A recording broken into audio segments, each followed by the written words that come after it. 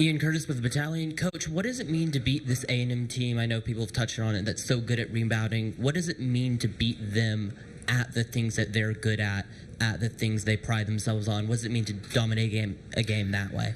First, I think when we narrow our focus and we have a real team, initiative on something we want to get done together, it shows what we're capable of. And sometimes, I said this on the radio a minute ago, sometimes when you started a program new, you want to implement everything. You want your culture, you want your processes, you want your environment. So you're just constantly trying to get things the way you want them, and if it's not going well, sometimes you're just kind of inching it there. And so sometimes maybe we've done too much. I don't know. I just know that when this group is locked in on something together, then they're going to figure out a way to do it. Let's go here first. Wade Taylor hit a three to go up 70-66, and then A&M went almost 6 minutes without a made field goal. What was it about that stretch that you guys were able to lock in so well defensively and help pull away?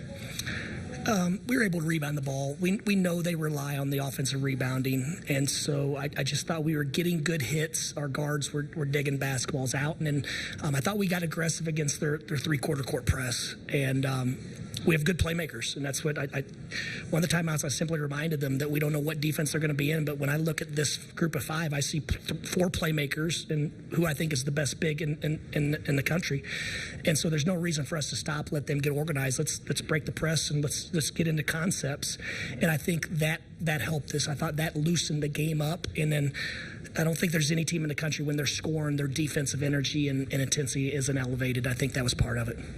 We're here. Coach John Beilein always used to talk about the outliers this time of year. Can you just talk about what LJ brought and then how happy you are for Roddy in this situation?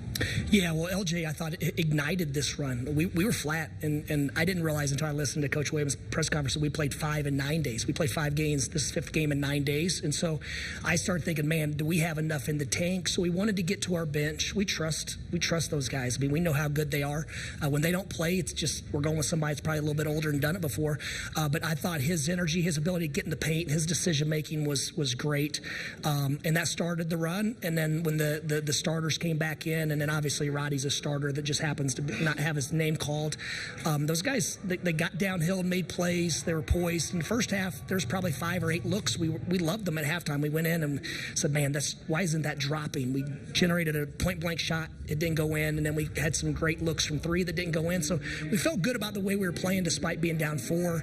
And in the last 3.5 minutes of half, we were disappointed. We thought we played really well and gave up a lead.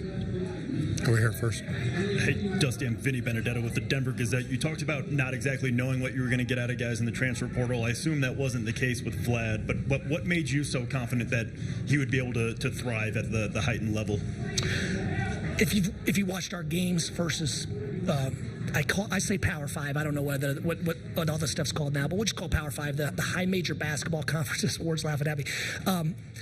He performed at a high level, and he was out there with our power forward was 6'3", our 3-man was 6'2", 6'3", so he was out there without much size. I mean, he's battling in paint with just a bunch of small pit bulls. So, but he always did well, and I mean, it's still more about his work ethic and his character, and we went through a really wild year coming off the Final Four where I think he might have been the only guy in the program, including myself, that didn't seem to change at all. It just stayed to the core with who he is, his love for his teammates and the loyalty to everyone around him. So that's where I wanted to start this program. It was if he wasn't going to be in the NBA, and I thought this place would be really good for him with the resources and banging against Big Ten bodies every night would be good for his long-term career.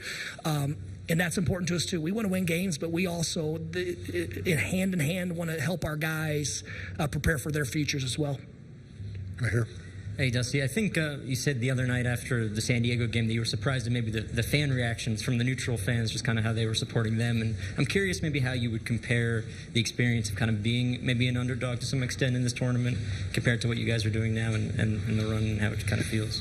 Yeah, I felt UCSD was very underseeded. I thought whatever. I thought A&M and us were just two heavyweights. It was going to be a prize fight. I actually, all the Wisconsin fans behind our bench before the game, I bartered with them and said, said, I promise you that if you guys will cheer for us and give us a little jolt, we'll rally the troops across the way, and we'll be Badger fans in game 2. And we want the Big Ten to do well. I think this is 10-0, Brad. We're 10-0 right now, and all the coaches and players in our league knew that this was a capability because we did it every night. We battled tooth and nail. There's no nights off. The teams that are in the tournament are just the ones that closed games a little bit better than the ones that aren't playing still. Right here.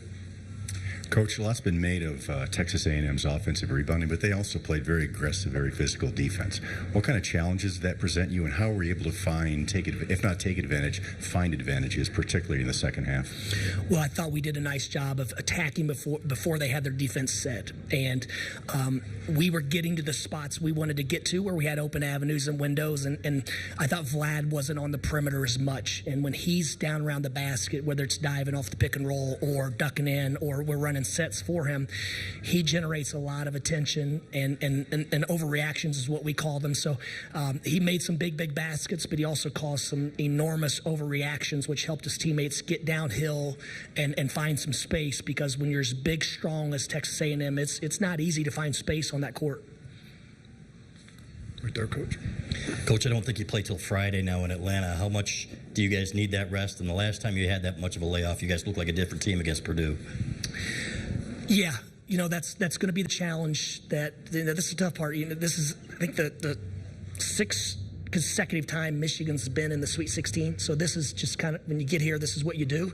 And so we have to be careful when we get back and when we figure out who we play. We've got to cleanse this, and we've got to be mature about it. And we've got to turn all of our focus and energy towards the preparation of Auburn or Creighton, 2 incredible basketball teams and programs. So that's the challenge this time of year, to block out the extra noise, to stay in that foxhole with your teammates and staff and support staff and everyone else. And because, you work since June, really, as a group, to put yourself in position to do something enormous. And so we don't have any regrets, because we are content being at this point. So we'll enjoy it. We'll get back to the practice court. We'll address some things that need to be fixed. And without a doubt, our guys they're so process oriented. They'll be ready to work.